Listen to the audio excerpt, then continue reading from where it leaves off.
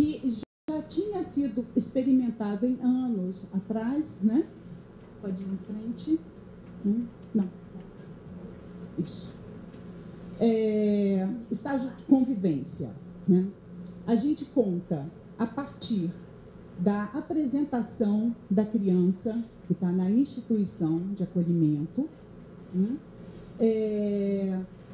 No período em que essa família visita a criança, até a liberação da criança para essa família, quando ela muda para a casa dessa família, até que se finalize todo o processo legal de adoção, né? Culminando com a certidão de nascimento, que é o que toda família quer, né? Esse conceito, ele é técnico. A criança entende estágio de convivência, mais ou menos, enquanto ela está no abrigo. A partir do momento que ela muda para a casa da família, para ela foi adotada, né? Então, nós não gostamos de usar estágio de convivência, isso a gente, do ano passado para cá, é que a gente usa estágio de convivência também para o período pós-acolhimento familiar. Porque para o adulto dá uma impressão de experimentação, de coisa transitória, né? Que não é o que a criança entende. A criança, aliás, muitas vezes, quando você apresenta a família para ela no primeiro dia, ela já começa a chamar de papai e mamãe. Para ela já está sendo adotada ali. Mudou, então, acabou-se, né? Então, estágio dá essa sensação de transitoriedade que para a criança não existe, né? E que para o adulto é bom que ele não tenha mesmo essa noção, é bom que ele pense enquanto a criança está lá no abrigo, porque cada etapa que você avança é um comprometimento maior, né? Mas como nacionalmente e mesmo dentro da lei, quando você lê a lei, você percebe, né, que o estágio de convivência se define, se estende até a finalização do processo legal de adoção. Então, a gente adotou, então, esse conceito, né? Só chamando a atenção que esse período de aproximação ele não tem um tempo definido, né? Vai de cada família, de cada situação, de cada... não é assim, pré-determinado, né? Isso aí vai se estruturando no desenrolar de cada aproximação, né?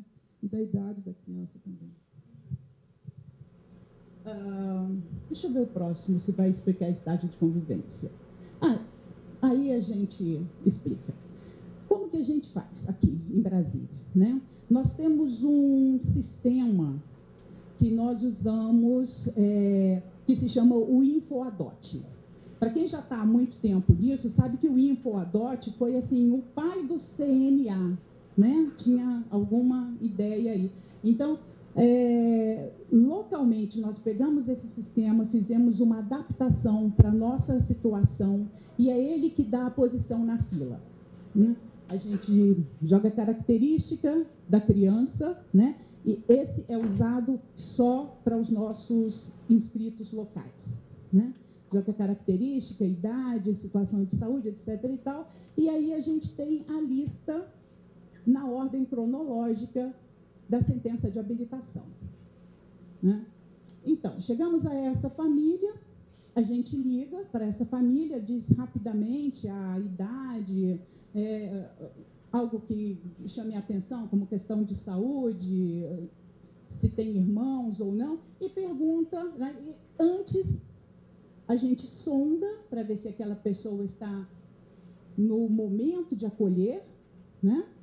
E então a gente fala sobre essa criança e convida a pessoa, se ela se interessa, né, para vir à vara da infância e ter maiores detalhes sobre essa criança. E uma pessoa que está habilitada para aquele perfil, né? É difícil esse microfone. problema é a gravação. Oi. Essa apresentação da história também. Da criança, sim. Da criança, sim. A gente pega o processo e diz absolutamente tudo o que se sabe sobre a criança. Assim, a gente sabe que há locais em que se tem uma ideia de que não é muito importante falar sobre os genitores, né, que isso não é história da criança, mas nós falamos absolutamente tudo que estiver registrado nos autos, tudo que a gente souber sobre a criança, absolutamente tudo, tendo fotos. Normalmente a gente tem fotos recentes, porque quando não tem foto recente, nós já fomos lá no abrigo e já fotografamos. Muitas vezes também a foto do processo da criança é uma foto ruim, tá? A criança encostada na parede com o olho estaturado, é uma coisa horrível. Então, nós levamos a nossa máquina, a gente fotografa a criança em situação de criança brincando, né? Quando são irmãos, a gente fotografa o grupo junto brincando e não cada um numa foto assim, né? A gente acha isso importante. Esse primeiro olhar para a criança é uma coisa importante. Você quer acrescentar alguma coisa? E muitas vezes tem informações sobre a criança que não estão nos autos, informações mais recentes. Então, antes de apresentar, a gente faz contato na instituição e verifica, né, assim, todas as informações sobre a criança, saúde, sobre... E aí entra também a questão da preparação da criança, que não vai envolver só a criança, mas todos os profissionais da instituição. As cuidadoras e os técnicos, né, psicólogos, assistentes sociais da instituição. Isso. Bom, a família gostou, né? A família quer.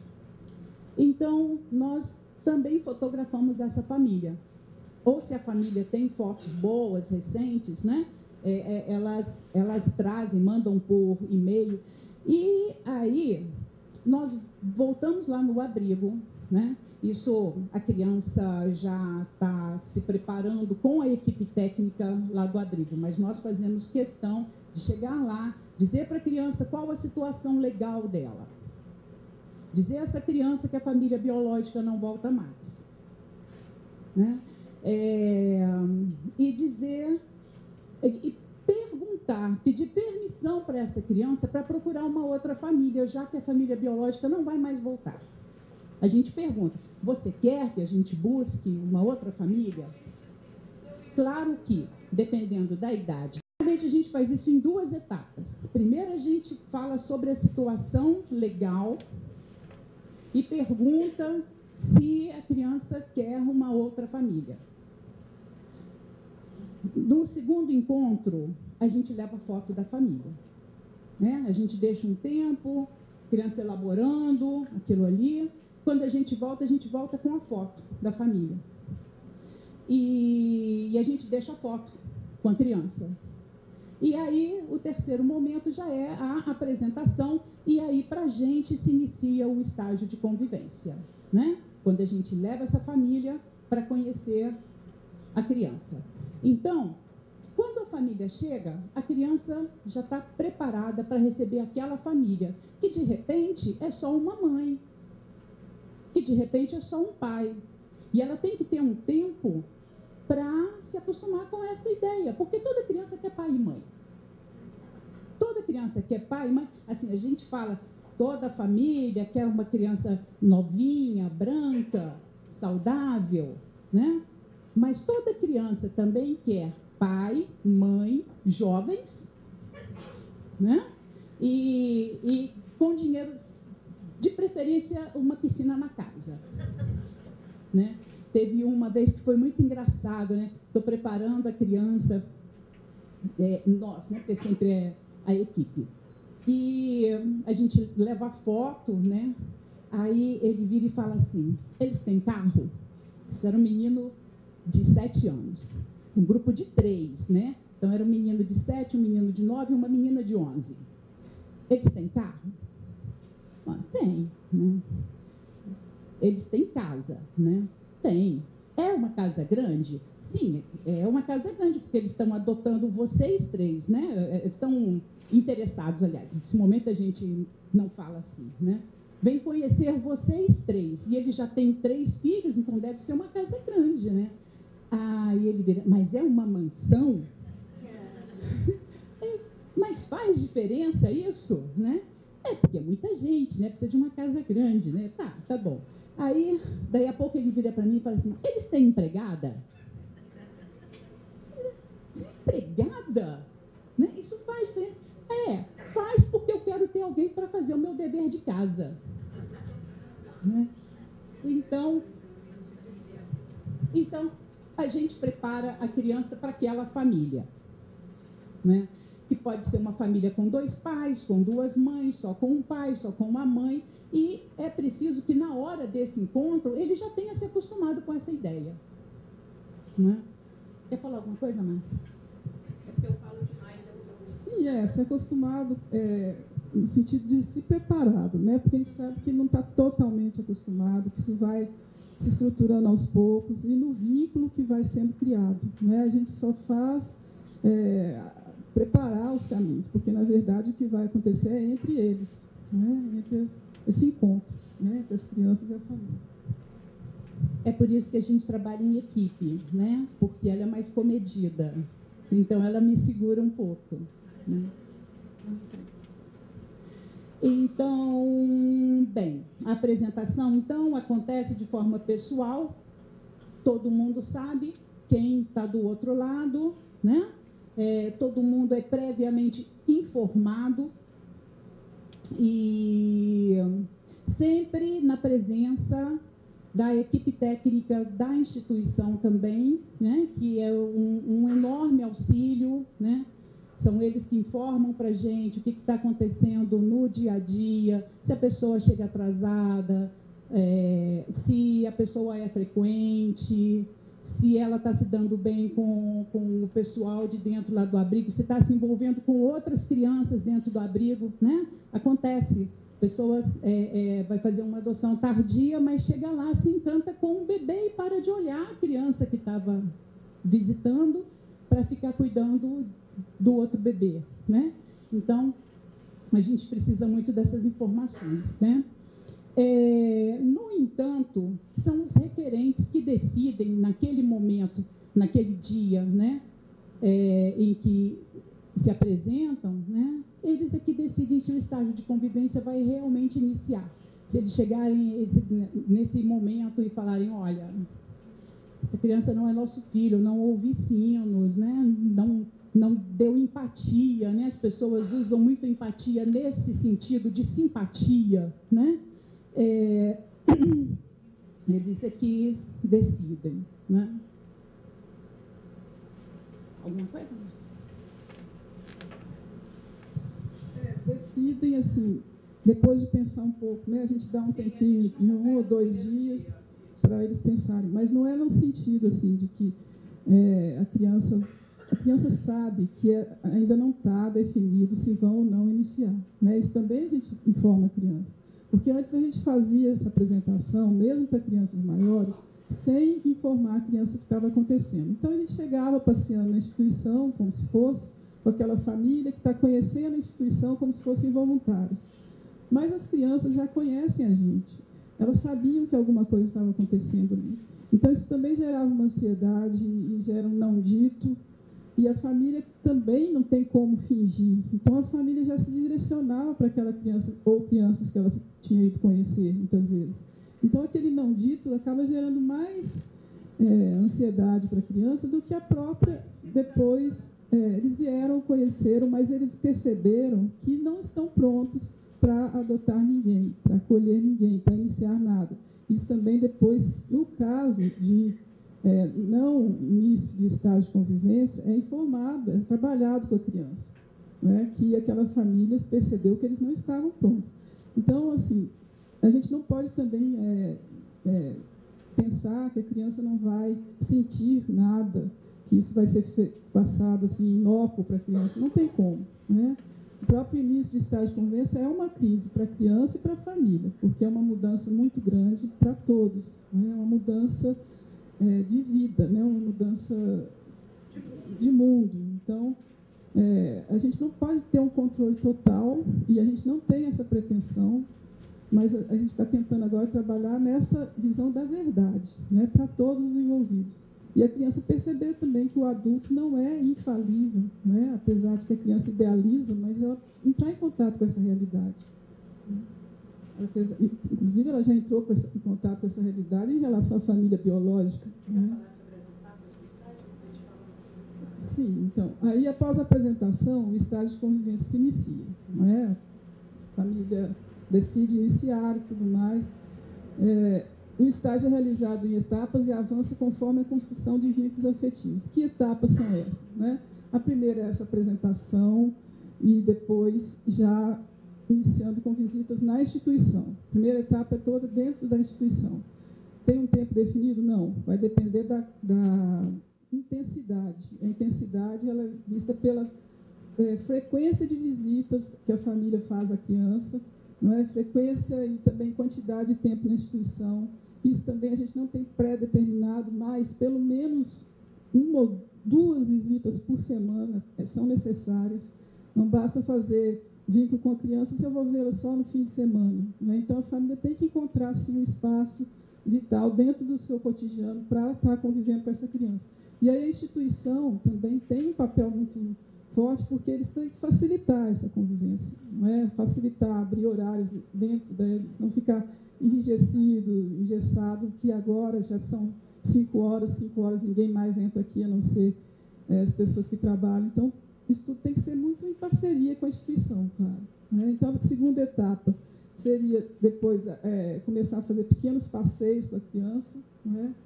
Isso tudo a gente vai coordenando junto com a equipe da instituição, a gente sempre ouve a equipe e a gente está sempre em contato com a família, ou por telefone, por e-mail, pessoalmente, marcamos encontros dentro da vara da infância.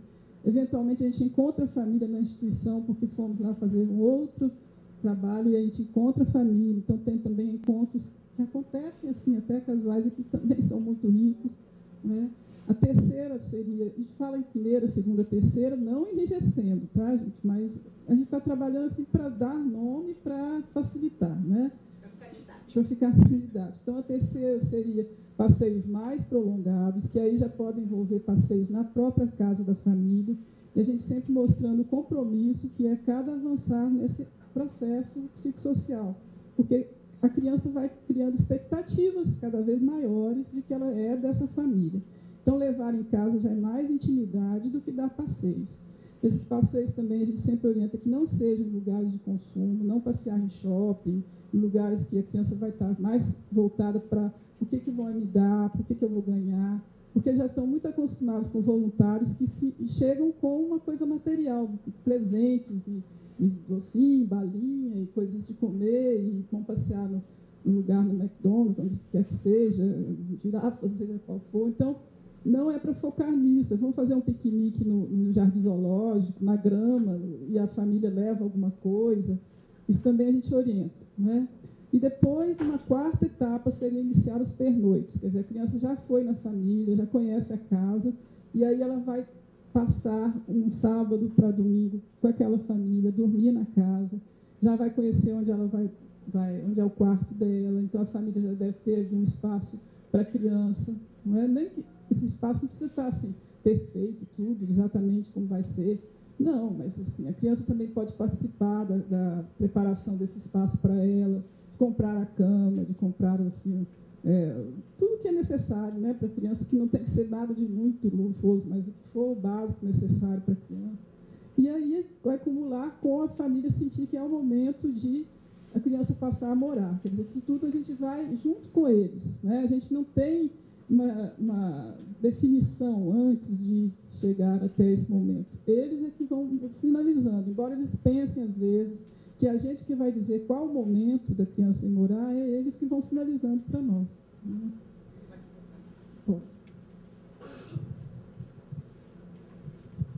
Bom, e aí o acolhimento da criança nessa nova família, nesse novo mundo, né? O que É comum acontecer